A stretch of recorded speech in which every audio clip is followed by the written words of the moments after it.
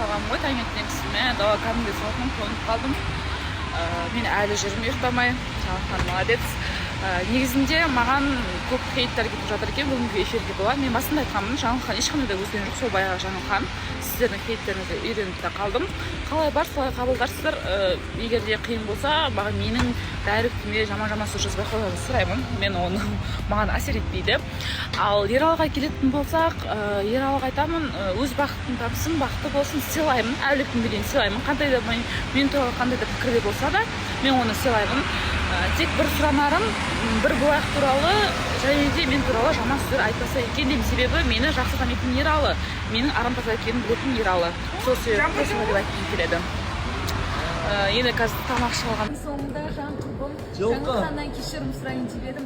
Жаңылхан сенің қолыңды алсам бола ма? Мен ренжітіп тастаған ғой мені.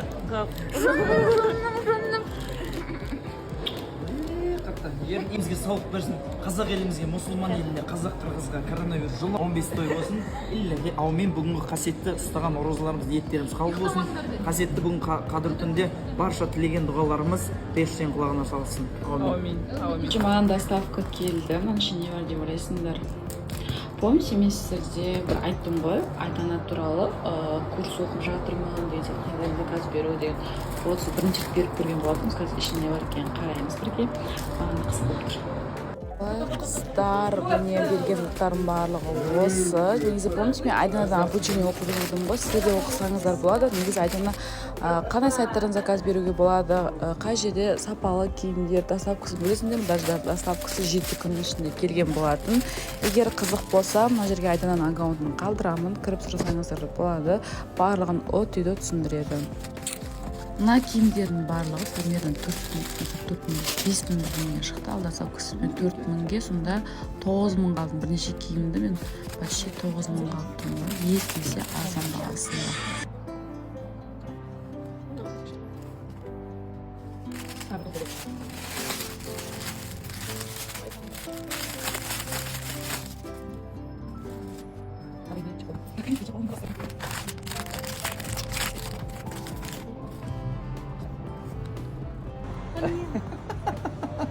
Сен күнсең аңқыр ғой.